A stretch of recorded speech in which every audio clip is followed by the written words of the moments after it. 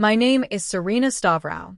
I'm 31 years old, and if you met me today, you would probably assume I've always had my life together. That's the funny thing about appearances. They only show the chapter you're standing in, never the pages that came before. 18 months ago, I owned very little besides 2 aging suitcases, a laptop that had survived better days, and a quiet determination I wasn't even sure was enough. Back then, I wasn't someone people admired. I was the relative everyone underestimated because I rarely argued, never competed for attention, and always believed that consistency mattered more than recognition. For nearly 7 years, I worked behind the scenes for my family's small guest house.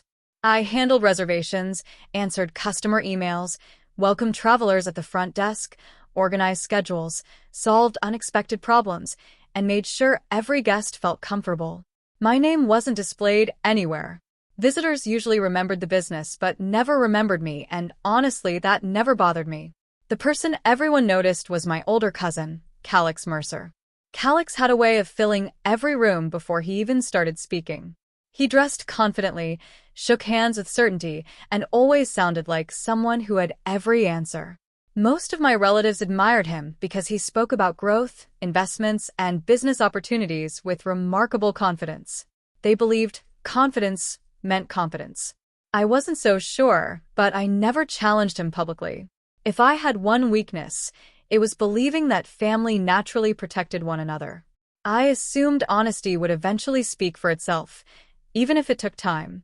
Looking back now, that assumption shaped every decision I made during the months before everything collapsed. This story isn't about overnight success.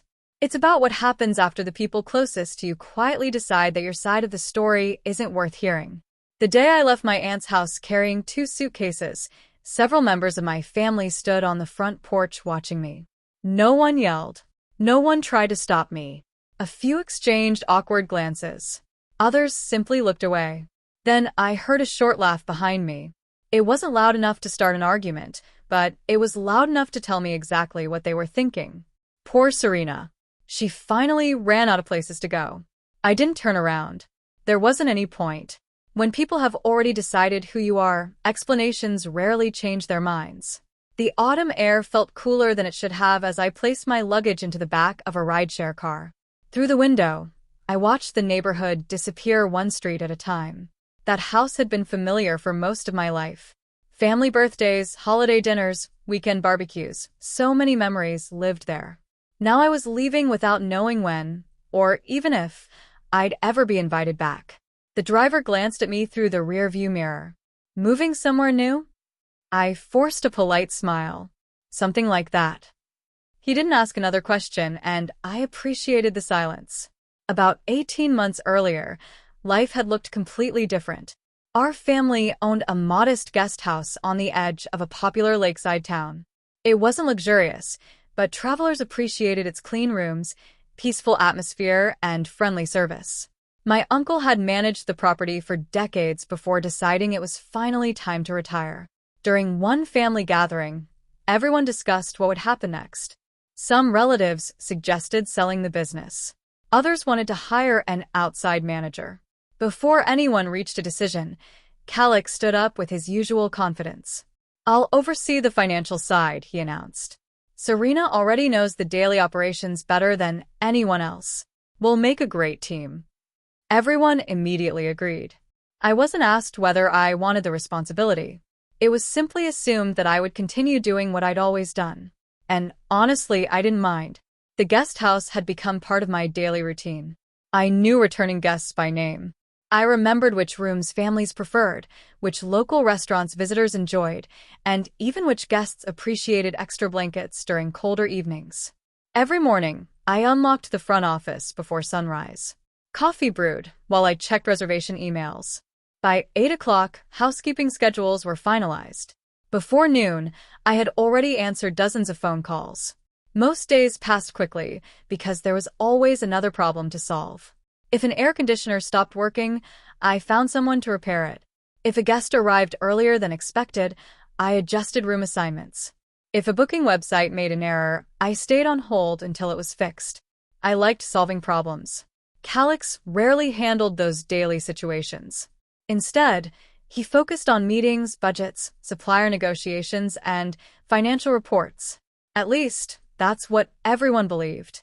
Whenever relatives visited the guest house, they complimented Calix's business ideas. They congratulated him for modernizing the company. Sometimes they barely noticed I was standing a few feet away checking guests into their rooms. That never bothered me. Recognition wasn't why I worked. I simply wanted the business to succeed. For the first several months, everything appeared normal. Occupancy remained steady. Guests left positive reviews. Employees seemed happy. But slowly, small details began feeling unusual. A supplier called asking why an invoice hadn't been paid. I checked our internal records. The payment had supposedly already been processed. A week later, another vendor contacted me about the same issue. Then a guest claimed their reservation had been canceled, even though I had never touched their booking. Each problem seemed isolated. Each explanation sounded reasonable. Calix always had an answer. There must have been a software glitch. The accounting system probably duplicated the invoice. I'll look into it.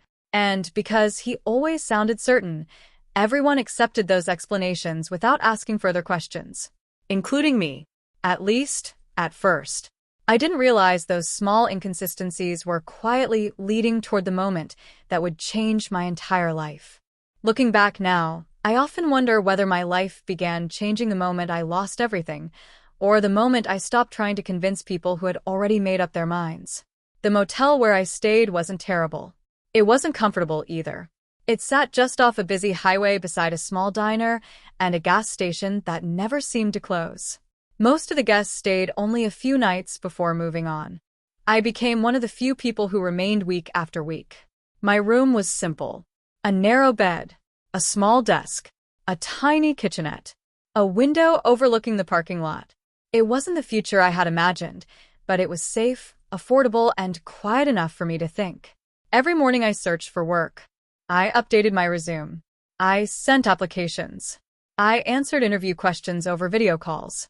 Again and again, employers politely thanked me for my time before choosing another candidate.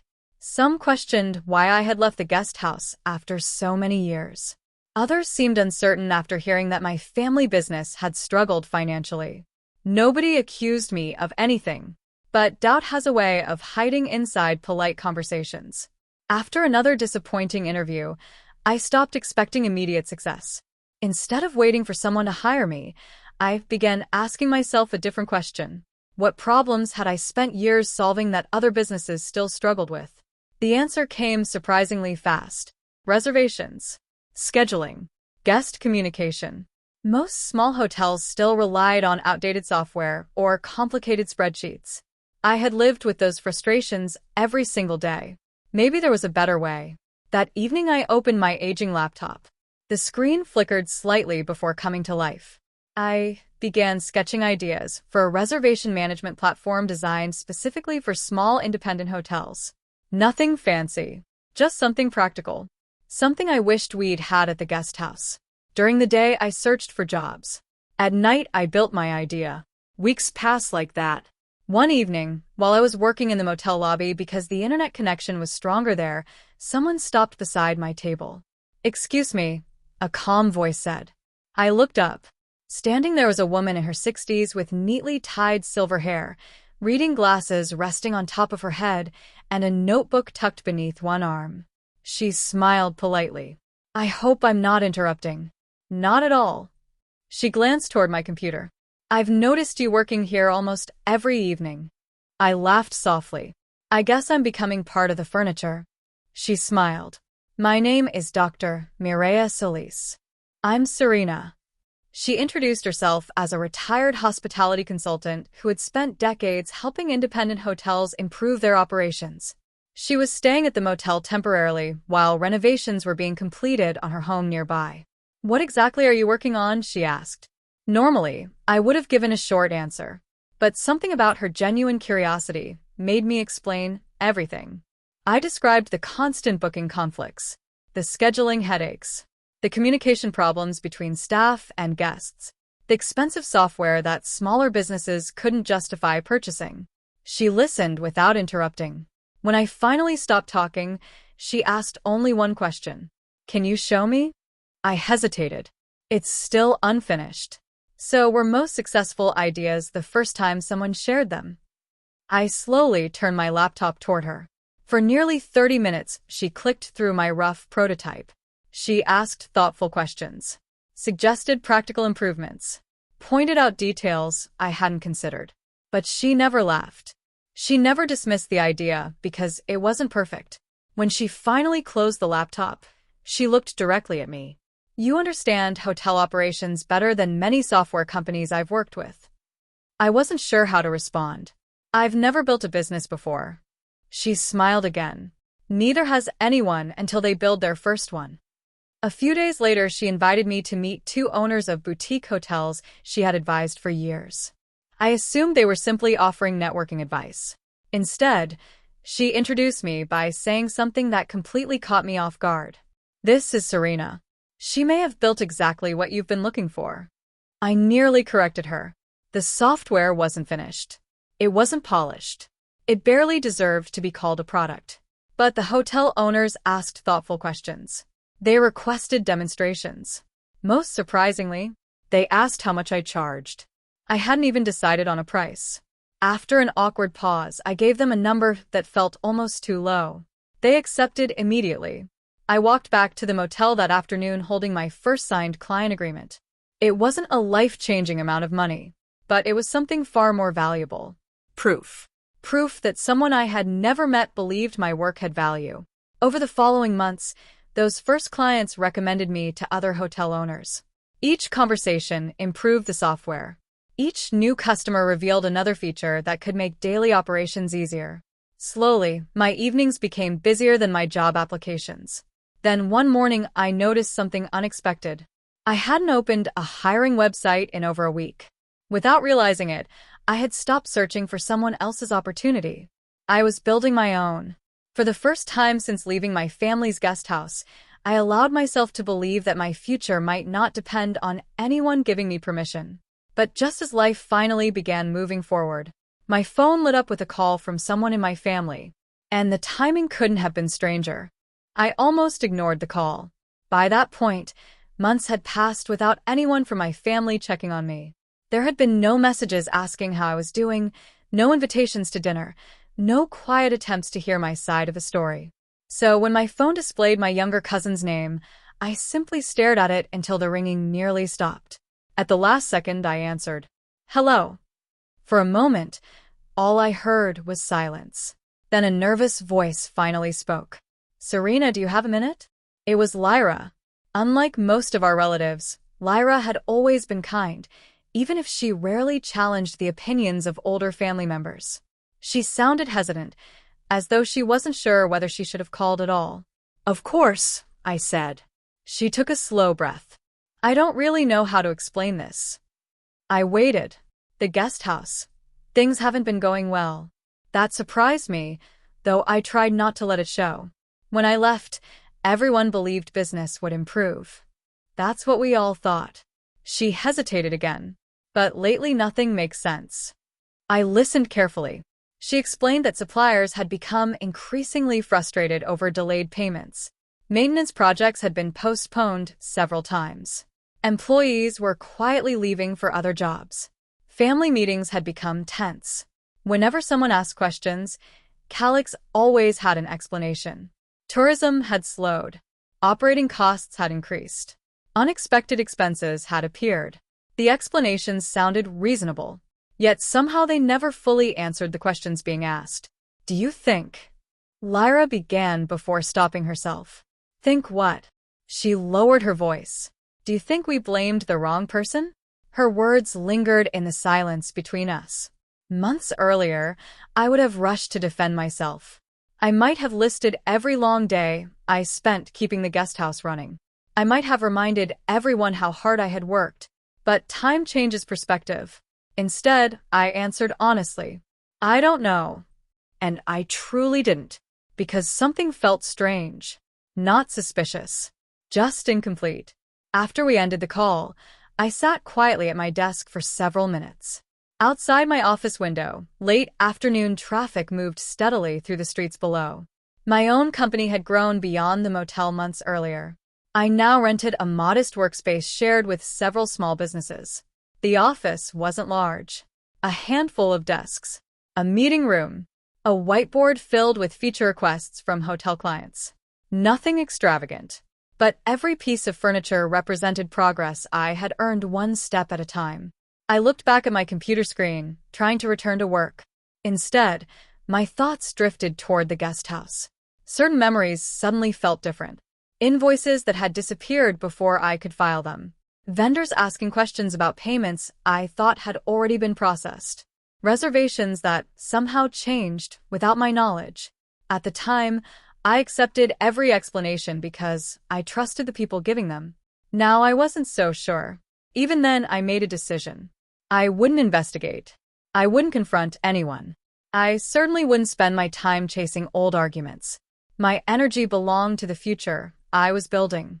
The past had already taken enough from me. Weeks continued passing. My software company welcomed several new clients, including a regional bookkeeping firm that specialized in helping family-owned hospitality businesses organize financial records. One afternoon, I met with their managing partner to discuss integrating our reservation platform with their accounting system. The meeting focused entirely on software, at least until he casually mentioned something unexpected. We've been helping a lakeside guest house rebuild years of financial records. I smiled politely. That sounds complicated. He laughed. Family businesses usually are. Then he mentioned the guest house by name. My family's guest house. For a split second, I wondered if I had misheard him. I kept my expression calm. Oh, I've heard of it.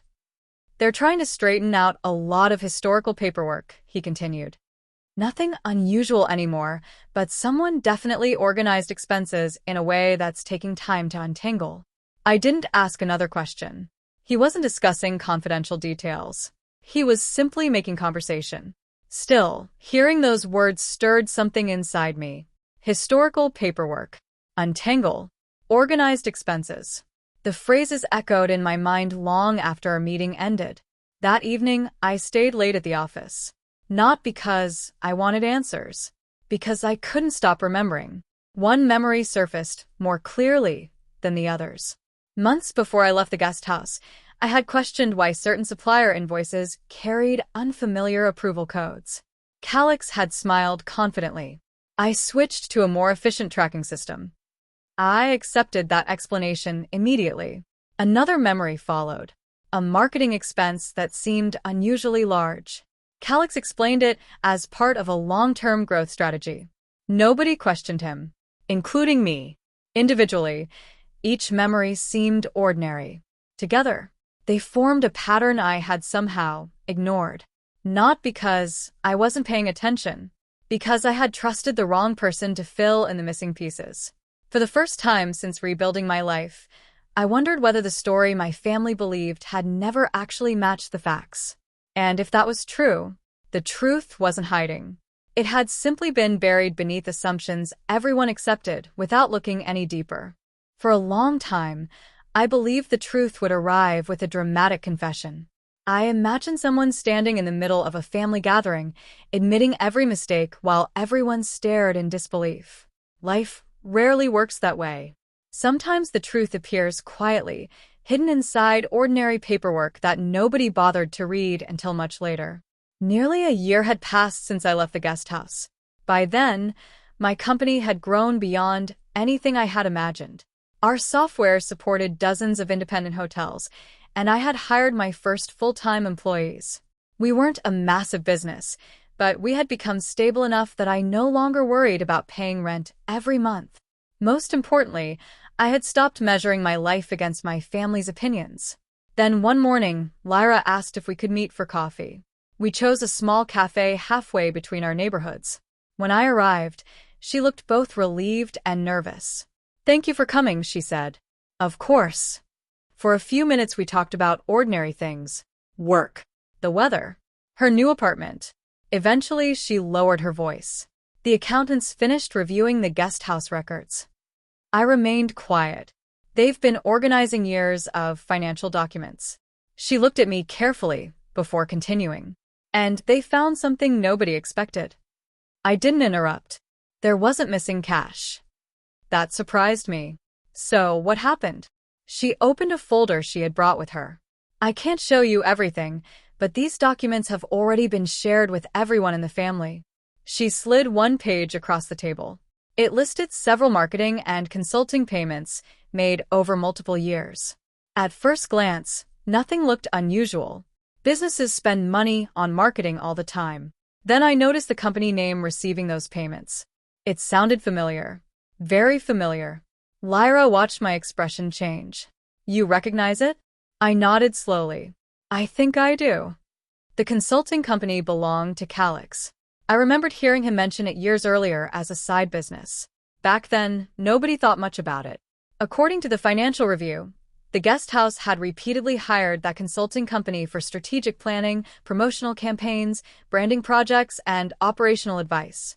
The services themselves weren't necessarily fake. Some reports had been delivered. Some work had actually been completed. The problem wasn't whether the company existed.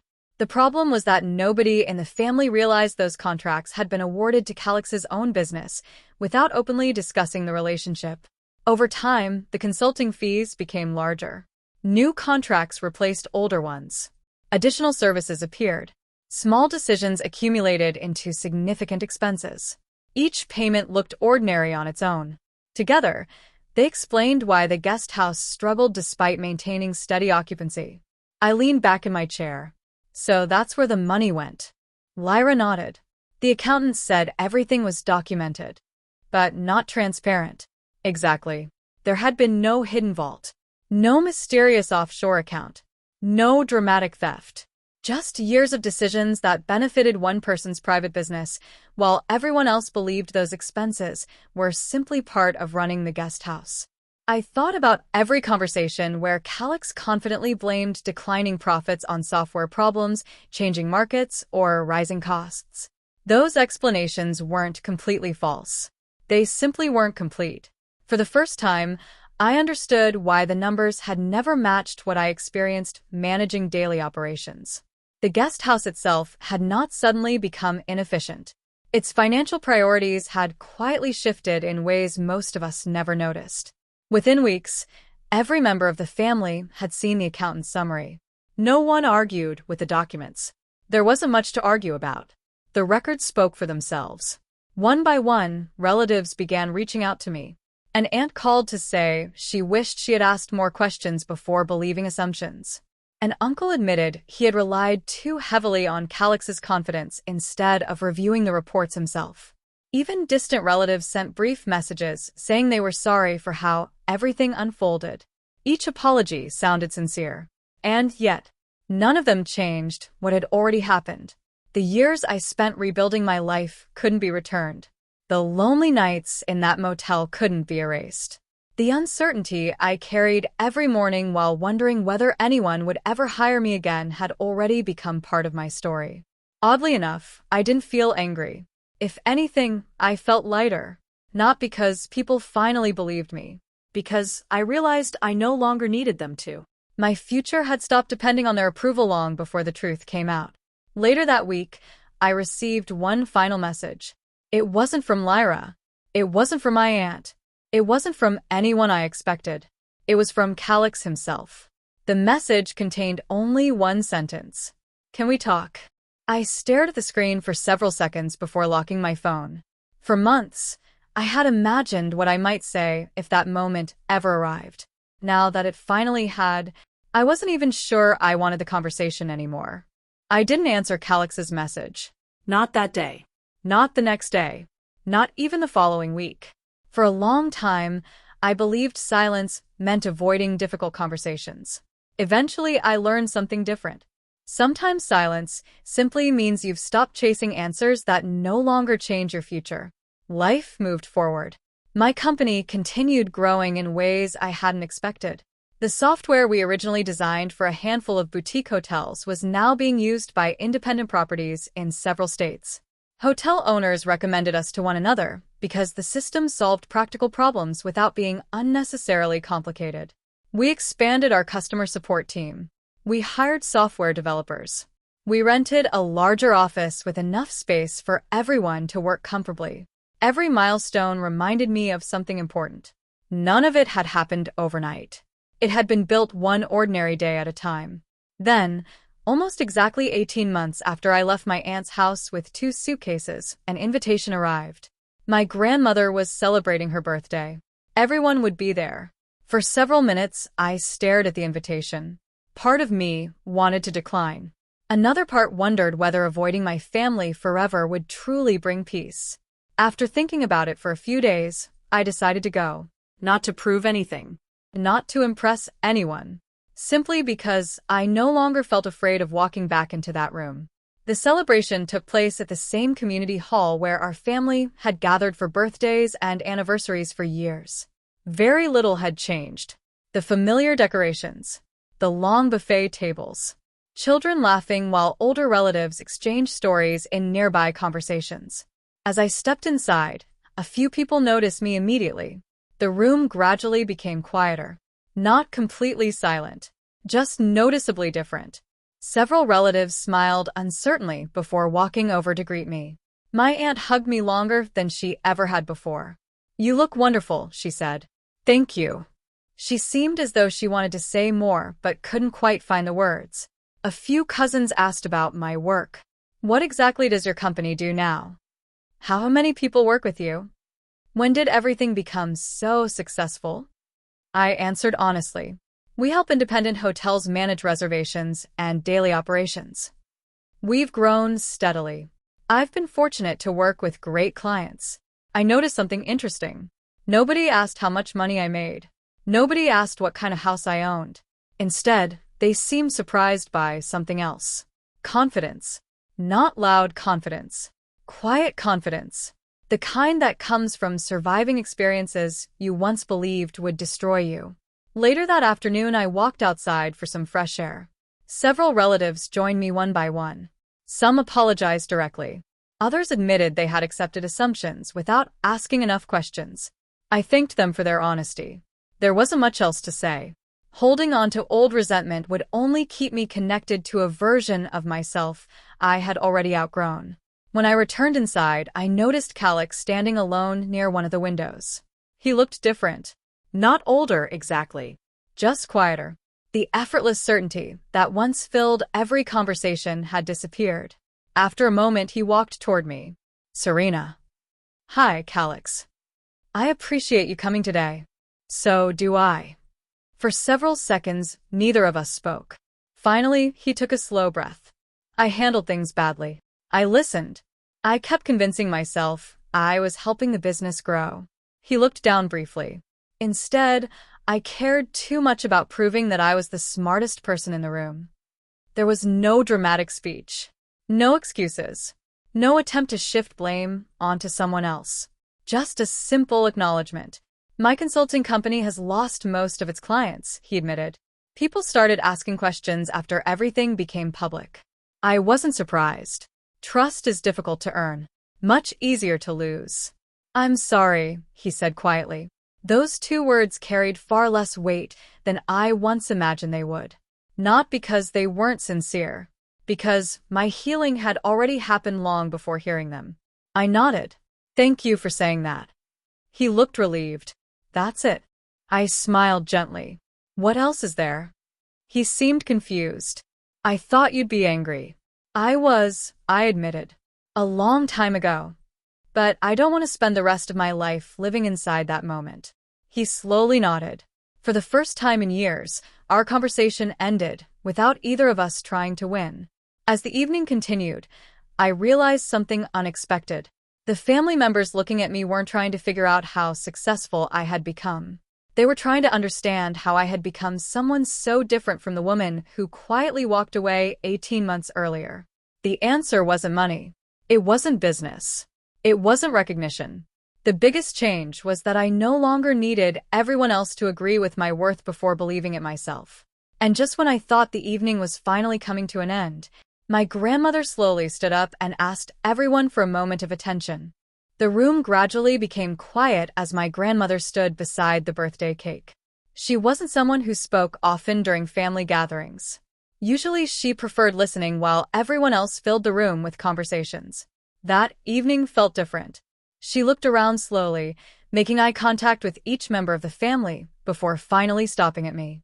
"I've been thinking about something for a long time," she began. No one interrupted. "When Serena left 18 months ago, I told myself that staying silent would help keep the family together." She paused. I was wrong. The room remained completely still.